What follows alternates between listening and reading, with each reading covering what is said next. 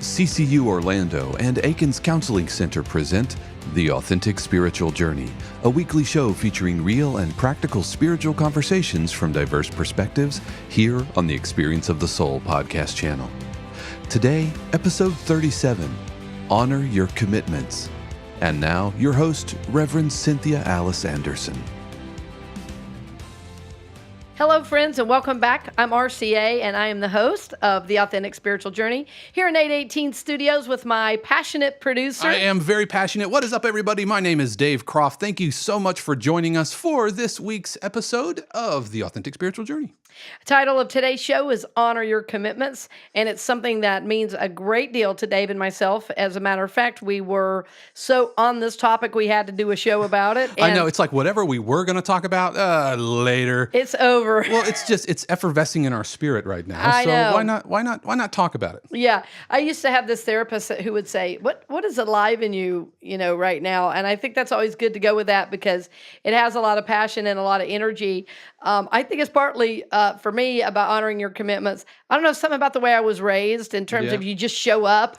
But it's also about the way I was educated as a musician and how important it is just to show up when you say you're going to. And it's also been a part of my recovery journey as well. 90% of life is showing up. Absolutely. And I tried, I don't want to say I tried, but when I left music school, like the first time around, I got into being my own web designer. Right. And so that's what I did. That's how I put food on the table.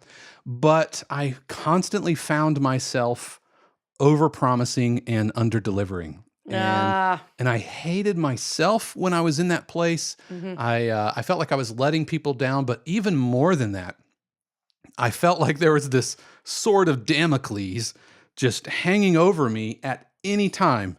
And if I didn't honor the commitments, and if I missed deadlines for a myriad reasons, whether it's and primarily procrastination, lack of discipline, lack of calendar management, or whatever, but it stuck on me, and it was always there, just kind of gnawing away at the back of my mind. Have you kind of ever experienced that? Yes, and I think you're speaking to something very important because part of it is really honoring when you honor your commitments, you're really honoring yourself. Right. And so when you continue to not know what yours to do or over, as you said, overpromise, under deliver, you're not going to feel good about yourself. And it's kind of this guilt shame spiral that's not helpful for anybody, including you. Yeah. And that's absolutely where I was. Mm-hmm. It's just, I hated myself.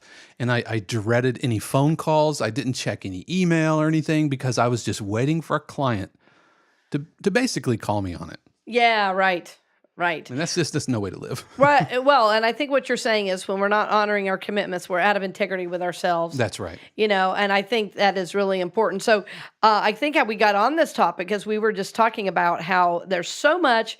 And I don't know, friends, if you're like us, but it seems like there's a lot flying at us today. There's like almost everybody I know has 2 or 3 jobs. They're juggling, like maybe they have a day gig and then they have other things on the side that they do. And so that's your late night emails, early morning conversations, and extra projects that get added on. And so many people now that I know are self-employed, which means you're never off. That's right. You never really get a day off. Yeah, right. And it's easy to move into overwhelm when it's like, okay, especially when other people are not honoring their commitments. And I think that's how we got on the topic as well, is that we were saying, okay, well, when we're showing up and the people that we're working with or conspiring to do good with are not showing up, it makes it very difficult. And it's actually, friends, I'll tell you, it's a way to control when you don't honor your commitment because it puts you in the driver's seat. It makes everyone else wait. Yeah, and life happens, and that's okay. When life happens, we got to roll with it. You are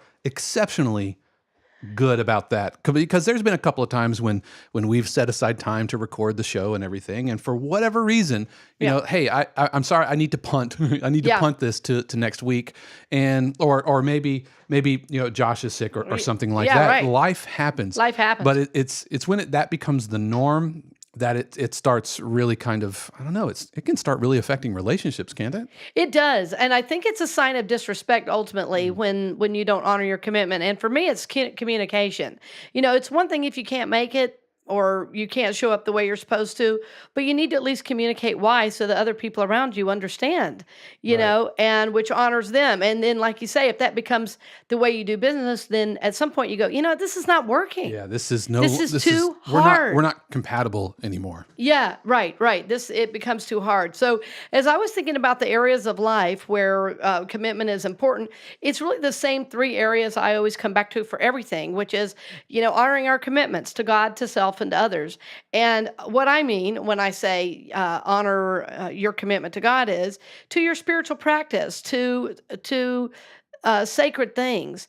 And I think all of us can get overwhelmed and, like I said, overbooked and overbusy and leave out the most important things, which is our time of spiritual focus, as we've talked about so often with doing our journaling work and our meditation in the morning, and being in sacred community. It's really easy now to watch a message online, and I'm thrilled people do. Please keep doing it, but or just listening to a podcast. But there's some, and which is wonderful. Keep doing it. That's a wonderful support for you. But there's nothing like being in spiritual community. So it doesn't have to be mine or ours, but find a place where you experience God and really nurture that. I think is really important. Yeah, and for me, with as far as commitments to God and commitments to church, that's never really been a problem because I've always been involved on some level with the Right. church, Yeah. usually in a musical capacity. And so even when I don't want to, and the same thing that would keep me from not answering a client email, that doesn't happen because I get to show up and play drums, and that's pretty exciting. And Yeah, while, you're paid to be there. while that might not necessarily be the deepest spiritual reason, there have been many times when I've showed up to church because hey, I'm the drummer and I got to show up, and if I don't show up, then nobody plays drums. But Actually, no, then the minister plays drum. Sorry, go ahead. but I walk away having gotten something from it. Like I've never Right. I've never regretted going. You know what I mean?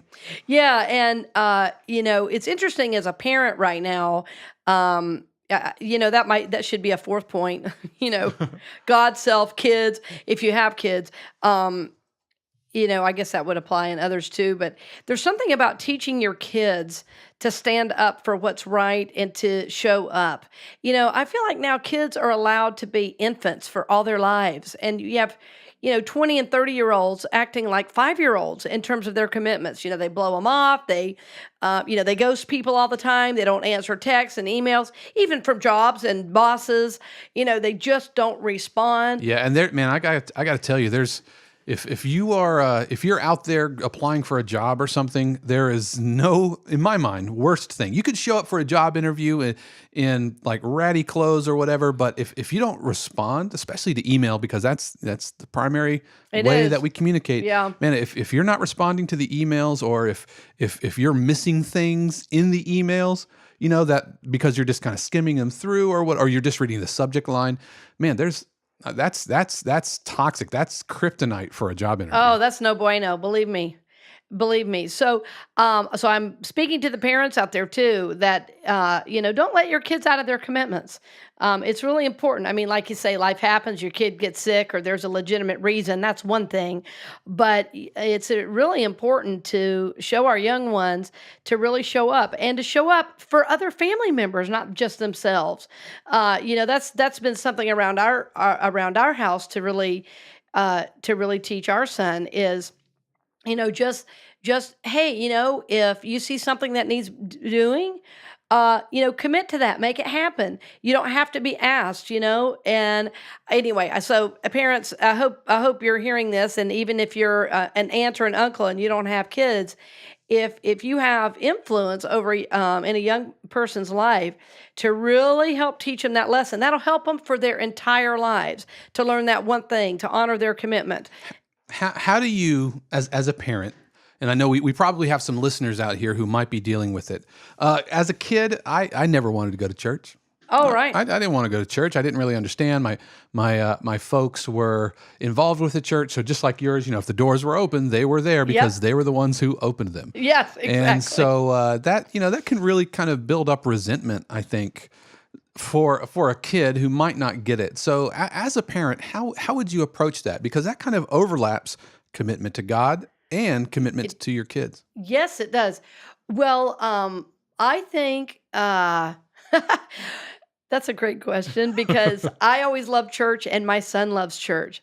But I think one of the reasons he loves it is because I love it so much and that I've encouraged him to have his own place there. Like all his relationships do not revolve around me. He has his own relationships with kids and adults, and he has things that he's in charge of that he's created on his own. Like one of the things my son loves is books. And he has always loved to read. I read to him in the womb every night, as a matter of fact. So he's always loved books. He devours books. He doesn't read them. He devours them. Thick books. I mean, he's reading high school level books. Wow. And so, which is, by the way, friends, also interesting because the emotional content, I have to like practically read it myself to make sure it's appropriate. And he's 11, right? He's 11. And yeah. So when he was about 8, I think he was about 8, we were talking about people that might need books. I can't even remember how it came up. And he decided he wanted to start a book cart for people to bring used books for kids, and they could like bring a book and exchange a book. So I said, now, sweetie, if you decide to do this, so he was only 8 years old, or maybe even 7. If you decide to do this, this is your project. You will, and this was hard as a parent because, there was a lot of people that would say, he's so young, you need to help him do it. I said, I'm working. And I said, sweetie, I will show you where everything is. If you need help, there's an employee you can ask if it's too heavy. And because this is important to the church. So if you want to do this, you will set it up and you will tear it down. And I'm going to tell you, for over a year, every single Sunday, Joshua got to church. He took out the table, he set up books, and people just bring him piles of books. And I mean, we went through hundreds and hundreds of books. He did it for well over a year. It was almost 2 years that he did it. He finally had to take a break because he had an interest in other things, but which he's also now in charge of on his own. But it really taught him something. He would come in and set his things in my office and go get the table and go get the books. And if he couldn't get the table, he would ask an employee. And then other kids started to join. So he was kind of the leader of the other kids because they were interested. And so he got a lesson in how to lead. He got a lesson in how to show up, and then also in how to work with other kids and really honor their request without being rude and So it was great. So he had his own thing, but it was really up to him to choose that. That his love for the church, you feel, was predicated on your love for the church, or that's kind of what birthed it. And if we're saying that, does that mean that somebody who maybe has a child who was like me, like just kind of Sunday school is kind of corny or whatever, does that mean that I'm trying to formulate the thought? I don't know. Well, I don't think it was because of me, but I just think that I cannot wait to get to church, and I talk to him about why it's important. So it's not like I'm just making him go and sit in a corner and do nothing while I'm running around volunteering everywhere. We have connection times in my office. We have connection times in between. There's certain little rituals we have around it, like every Sunday morning we go to breakfast. Well, that's a time just he and I have. Oh, wow. Well, a kid loves that. And he gets himself up at 6 a.m. to do that. I don't even have to wake him up.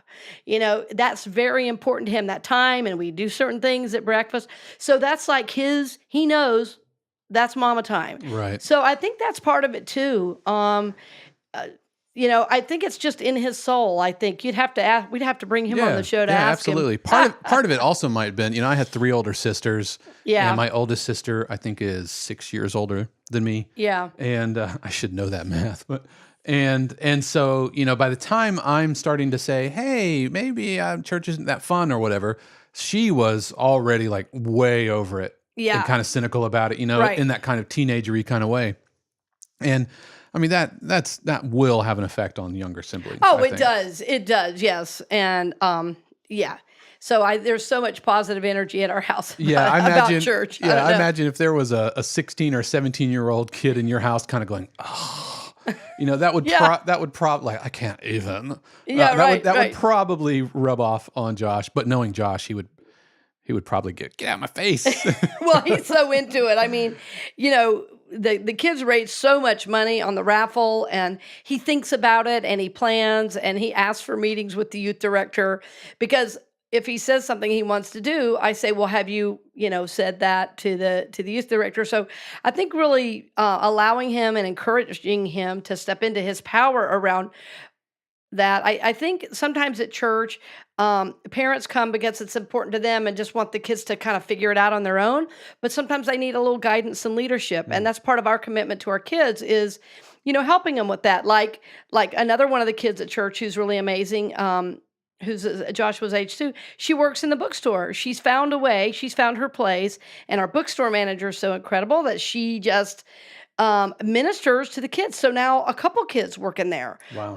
And our bookstore manager's made that part of her ministry to really support our young ones. And I mean, they have a relationship with her. And she's blessed because she has a couple of extra hands that can help out. Oh, they feel like they're really participating in something that matters. Well, they are. I mean, they help her with inventory. They've helped her with stuff.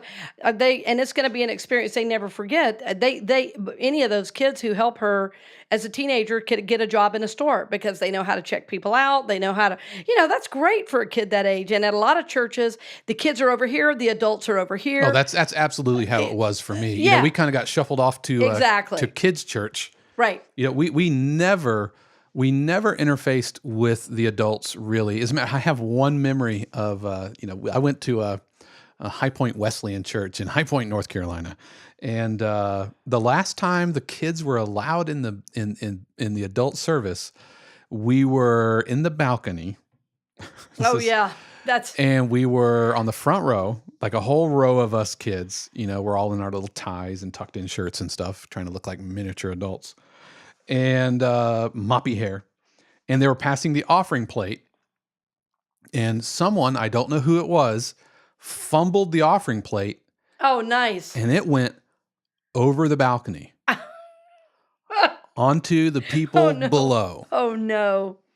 That was well, no wonder they never let you guys in. That was the last. And Crazy. it wasn't like kids being bad. Oh, it's to call a kid being a kid. Yeah, kid being a kid. And so Yeah. But they would just kind of shuffle us off, and we would have like puppet shows and sing like apple red happiness, popcorn cheerfulness, cinnamon singing inside. Wow, I can still sing that whole song. That's creepy. Peppermint energy, gumdrop holidays when you the one line that's when you let Christ in your life, the benefits. You got to let me get through this. The benefits of God's great love is super satisfying. Throw away your sin. Let the sun shine in. Try it and you'll see how to get apple red happiness, popcorn cheerfulness, cinnamon singing inside. Peppermint energy, gumdrop holidays when you give Christ your life. Yep.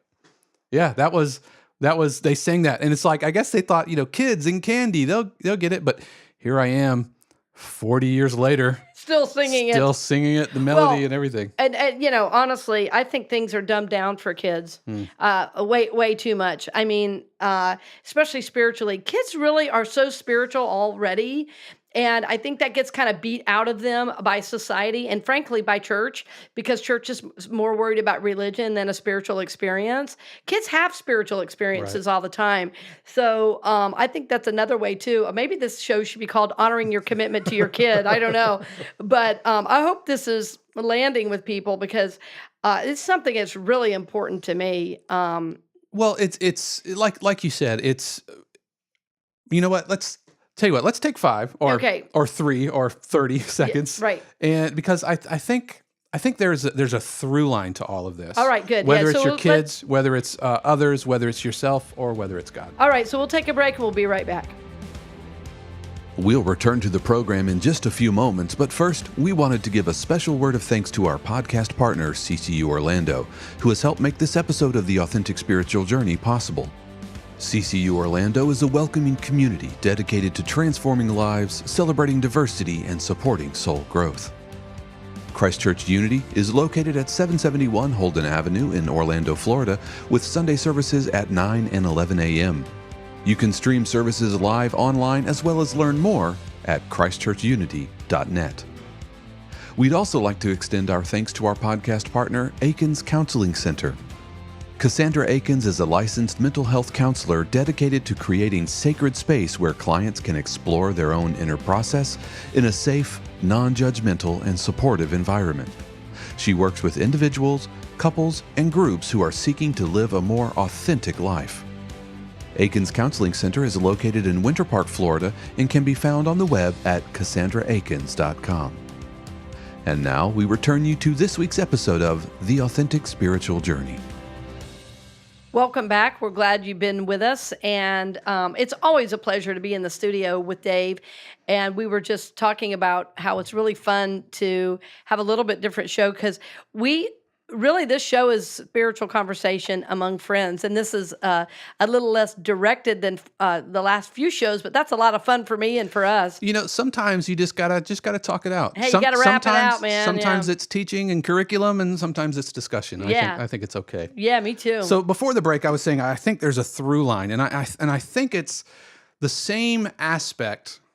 I don't want to say this as if it's everybody, so I'm just going to say it's for me. For me, whether it's, not wanting to go to church, honoring my commitments to God, or not, being faithful with tithing or whatever, or missing commitments with clients, or, not eating right and missing commitments that I've made to myself, even if they're in the form of resolutions, which are ultimately commitments to yourself, right? They are, yeah. And for me, I think it's two things. One of it is just laziness. Mm-hmm.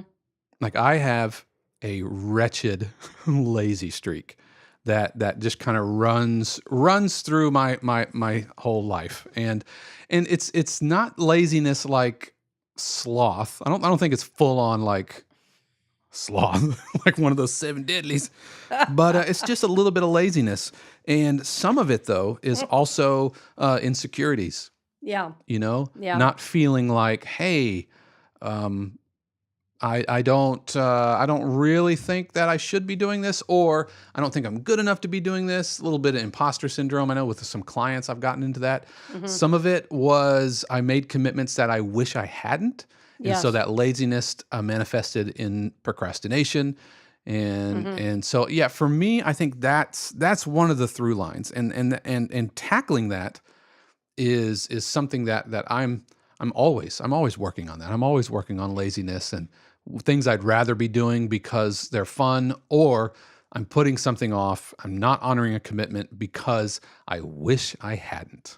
Yes. And I think that is important to look at. I think with what you were saying about, not showing up, and there's so much that's in there. It is about sometimes unworthiness. It is sometimes, the reason we don't show up, it is sometimes that in fact we are worthy and we want to avoid it because it's going to be difficult. Sometimes it's not fun. Yeah, it's just not fun to have that discussion with that person. I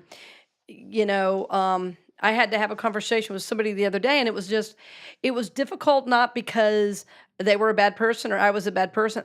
There was something that I felt like they were trying to talk me into, and it just didn't feel comfortable. And I just wanted to say, so what was that about? And it was a great discussion. It was like, oh gosh, thank you for telling me, but like going into it, I could have easily avoided it. Yeah.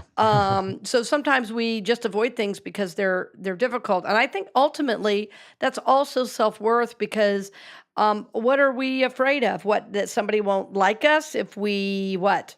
Or we might fail. There, yeah.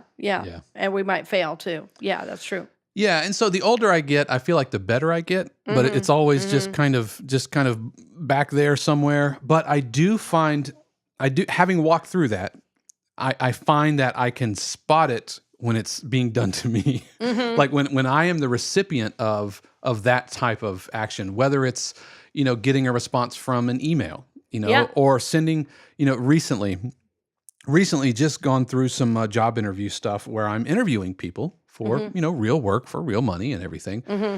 And not getting the types of responses, not getting the detail that I'm sending out. Like, here's what you need to know to do this successfully. Mm-hmm. And then when the time comes to do it, things getting dropped. Yes. And so I had to send a follow-up message where I said, this is everything that you're doing great. I kind of did the compliment cookie, the Oreo cookie, where you say something good, say the hard stuff, not fake. I'm not being fake to this person, but it's not coming out of the gate thrashing them, even though that's probably the motive behind the email. Coming out the gate, saying something positive, something that affirming, saying what I needed to say, and I noticed myself couching the hard things a little bit. Yeah. When I was working on the email, I'm like, hey, I'm just gonna be grumpy for a minute, and it was kind of wormy, and I just sat back and I said, no, this is a professional situation. That's it. I stripped out all that wormy language, and I just said, hey, moving forward, let's do this. Please pay attention to these details. And then I put the other part of the cookie, right? That's the creamy goodness. Right. And then I put the other part of the cookie, and I got a response back within an hour. And he's like, thank you so much. And it's going to be great. Yeah, right. And I think that brings a lot of clarity. I think it brings a lot of clarity. And when I was talking about commitment to myself, and you kind of alluded to that, Dave. For me, it's about really honoring wherever I am on the journey. Like, I just ran into somebody recently who, a couple weird things about it. I ran into a woman, and she was, it was outside of a coffee shop, imagine. And she knew one of our members. And we were talking. I was thinking, gosh, she looks familiar. And then we found out, we worked out at the same place, and she had just been there, and I just come from there. But then I walked out, and she said, oh, I remember you now. You were at Pachakasha. So it was my first, oh, wow. What? Sighting in the wild? Sighting in the wild. And boy, did I look wild. I said, well, no wonder you didn't recognize me. I've had no shower. I've been sweating my guts out, and I have on workout clothes, shorts and an old ratty t-shirt and a sweatshirt I bought at the thrift store for $1. But what was I going to say about that? Good Lord. So about honoring my commitment to myself. Oh, it was just about taking care of myself. And this is not what I was going to say, but hopefully that'll come back to me. For me, that was really important, to honor the commitment to myself, to take care of myself, to work out, to do my spiritual work, to show up and eat well for myself. The other day, I just ate junk. And I was like, oh my gosh, I haven't done that in so long. I felt like my whole body hurt. So honoring that commitment to yourself is so, so important. And it really makes us better in the rest of the world, I'm telling you. Yeah, and it makes you easier to be around. And you just, and for me, I just felt better about myself. As soon as I started really honoring my commitments and letting my yes mean yes, starting with under promising and over delivering. So if I knew that I want to give this client this session or whatever, this file on Tuesday. That's what I want. Right. But instead of promising Tuesday, I told them Thursday. This is hypothetical. Oh, yeah, right. I'm going to give this to you on Thursday with the internal goal of Tuesday. Right. Now, sometimes it's Tuesday, sometimes it's Wednesday, a lot of times it's Thursday, but the client ends up either happy because they got it when I promised it, or they end up elated because they got it 2 days early. Yeah. And so under promising and over delivering, and I know that's really kind of, PowerPoint, clip art kind of. No, it's really good though, but it helps you feel good about yourself, and it helps other people know that you're a person of your word. And what I started to say a moment ago, this person I ran into, what I started to say is, we were joking about the spiritual journey and how it's so up and down, but sometimes just honoring where you are on the journey is super important. Like, this person is not attending a church right now. And I said, good for you. Cool. If you don't feel guided to a church, for God's sakes, don't go to one. Don't go out of obligation. Yeah. And I mean, because you'll make the other people miserable because you'll be gossiping about everything that you don't like. So just leave. That is a gift to a spiritual community by not being there if you're not, feeling in alignment. And sometimes just honoring where we are emotionally and keeping our commitment to ourselves. To me, that means, if over and over and over I'm having a feeling about something and I'm not checking that out, then I'm not honoring that commitment to myself, my own journey. So if something keeps bothering me, and or if I feel disrespected, and it's like, okay, I keep feeling this. What do I need to do with this? That's honoring my commitment to myself. So it's not someplace I have to be or something I have to do. It's more about something to check out. So for me, that honors my commitment to myself, as wherever I might be on the journey, just honoring that. And also not having everything have to be happy, happy, joy, joy. Yeah. Sometimes I'm sad, or Yeah. sometimes I'm tired, or, sometimes, gosh, I mean, this just happened with my son where I said something I didn't mean to, and I was grumpy, and he goes, "Mom, I don't like when you do that." I said, "Well, that makes two of us." I hate when I do it too. And I said, "Can we have a do-over in a few minutes? I'm just tired," So, oh boy. Which no, I think I like what you kind of went there, because that's key with relationships, either relationships with partners or relationships with kids. Yeah. Is if someone hasn't honored their commitment with you, I think it's okay to call it out in love, but I think so. But be prepared to be okay when they try to fix it. Right. So if somebody doesn't honor a commitment, let's say Shannon says she was going to do something and doesn't, and then I'm grumpy about it. I'm ill because for whatever reason now it's become my problem or whatever. Yeah. Whatever the end result of her not doing the thing she said she was going to do. Now I want to remain in that anger, and sometimes I'm sorry. Will you forgive me? Doesn't feel equitable. like giving you forgiveness does not equal the amount of, pain in my butt that you have created for me. Yep.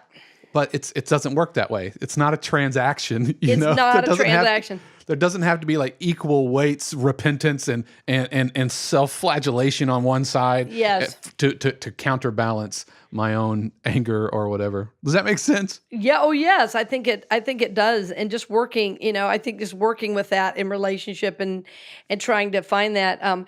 It reminds me of a book for some reason. I've just talked about it so much to so many people and everybody I've told about it. I've thought of two books today. So the first one I'm going to tell you about is Song of Increase. And it's, believe it or not, it's a book about honeybees by a woman named Jacqueline Freeman. And I will tell you, friends, it's the most spiritual book I have ever read. And I have read books from, I've read the Bible cover to cover many times. I've read books from Indian avatars. The spirituality of the minutia in the study of honeybees is pretty amazing. And the woman who wrote the book is not the first one to do it. She's obviously studied and possibly a follower of the great teacher Rudolf Steiner. So anyway, there's a lot of great material. There's a lot of great material in that. And I want to mention that because in chapter 1, I think it's chapter 1, is called Song of Unity. And which, of course, I love the title because I'm a unity minister. But it talks about in relationship how we all tend to do this, I think. I hope it's not just me. If you've done the dishes 3 out of 4 times, you think by the 4th time, maybe your spouse... someone else will do it. Yeah, Right. Someone else will pick it up. But when they don't, you go ahead and do it and start building up resentments. Yeah. Well, one of the teachings she had from the book is in a hive, everybody does what needs to be done. And if somebody falls down, you don't like ridicule them or wonder why they fell. You just pick them up and keep going. And so in the idea of Song of Unity is if it really is unity and oneness, everybody just does what needs to be done to the best of their ability, whether they've done it 20 times in a row or not. Right. Without, Shannon and I say without keeping a journal. Like, I'm not keeping a journal of these things. Yeah, exactly. It's like not keeping score. Keeping score, I'm telling you, it's death for a relationship. Yeah, absolutely. It just does not work out. And that's one of the ways you honor your commitment to your partner or spouse. And I don't know. I think ultimately this show is about staying in integrity, being present, living love. That's in the couple things I've had recently with partner and son, what I've really come to is my ultimate commitment is to God, obviously, but staying present and staying in love. And when I'm not, I'm cleaning it up right away. Yeah. It's like I just don't want to have that hanging out there or have weird energy between us for a day or even an hour. Yeah. It's like it is not worth it to me to be right. And I'm not caving, or it's just like, oh, I was really not in love. And whatever they do or don't do it's on them. That's their journey. But for me, it's like one of my affirmations every day is I am present. I am present. And so, when I wasn't present, it happened last night and this morning over something. And my son and I were able to laugh about it and get clear. And oh my gosh, he went into his day so clear. And I thought, oh, I want every day to be this clean and clear. And sometimes, you can do it. Sometimes you can't. But Right. that's really my commitment to myself is to stay present and also this is another really commitment. It's to myself and others. I've been trying to be a better listener.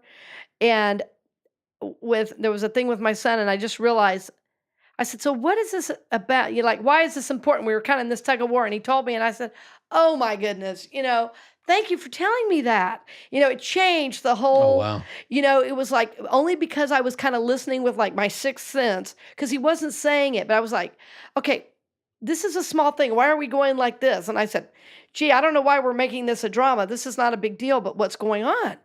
And well, and so it was like we were both in defense mode rather than in our vulnerability. And when he told me what was going on, I was like, oh, 100% you can do that. Let's way back up to 5 minutes ago and start over. Right.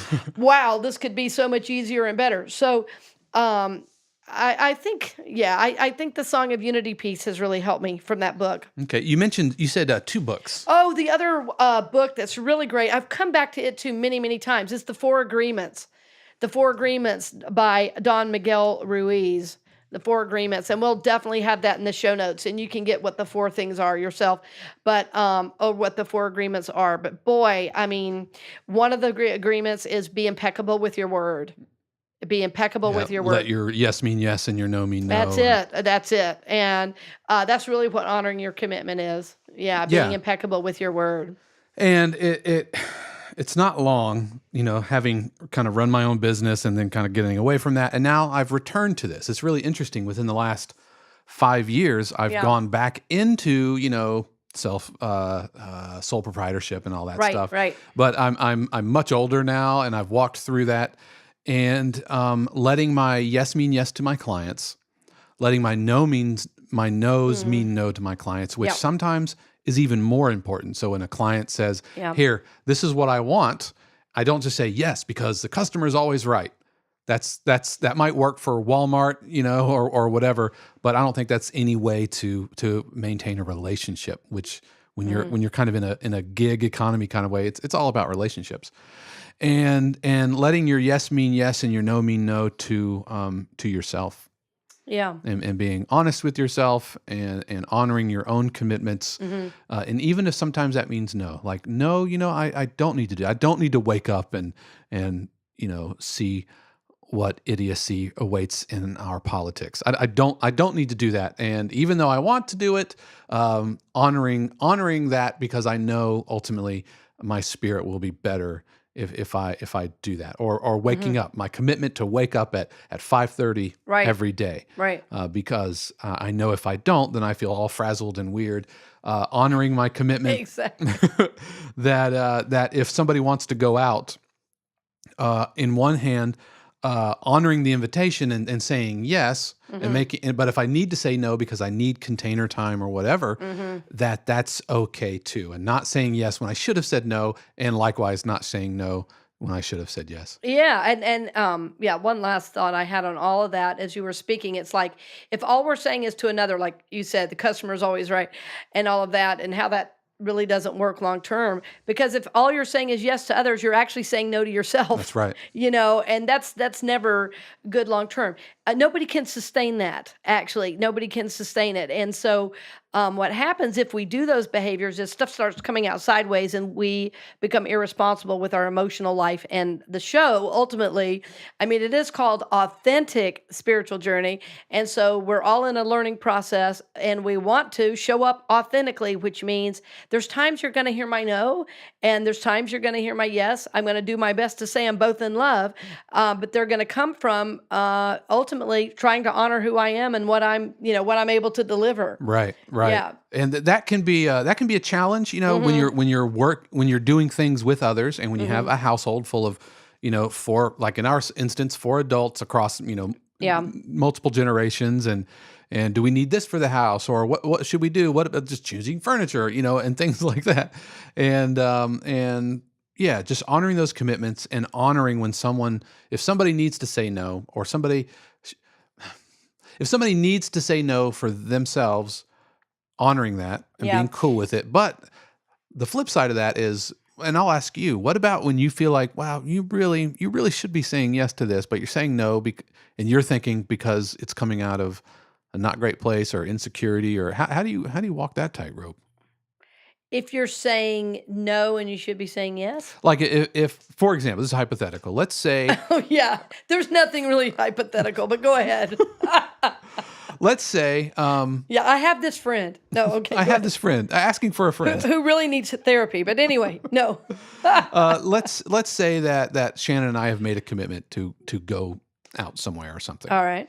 And let's say, as it approaches, she doesn't want to go, but I'm like, I really feel like you should go, not out of a sense of obligation, but because I think it would be good for you to go. Uh-huh. So do you have any in our last 2 minutes of the show? God, you're trying to get me in trouble, Dave. Oh, am I? Okay, I can walk it back. No. I can have a bite of cookie here, and No, I think I think if you are honest with why you think it would be a good idea, it would be fine to say. I think hiding the motivation is hard because, number one, you're not showing your vulnerability, and she could feel kind of pushed into something she doesn't want to do for God knows why, because she's like, well, I don't know why this is so important. If you just said, hey, I'm not wanting to push, and I keep thinking this would be so good for you. So if you really don't want to go, we won't, but I wish you would for you. Now, let me tell on myself here. Okay. There have been several times. Well, let me back up. I used to have this almost like militant, you got to go to work. You call in sick when you're actually sick, or you better be like dead on the floor if you're calling in sick to work, And that wasn't anything that was instilled with me. It was just there. So I never use sick days or anything like that. And early in our relationship, Shannon, who gets sick, but she has kind of a lower threshold for that. And so I would be like, well, I guess you can call in sick, but are you really too sick to go to work? I don't think I ever actually said that, but that was definitely what I was thinking. And here's where that was really coming from. And it took a while for me to kind of realize this and eventually be able to vocalize it. It was coming out of some sort of fear that I had that I was totally projecting onto her. Yeah. That I don't want to get in trouble with my boss or something like that. And so that situation, that was absolutely not what was happening. Because if you're sick, you're sick.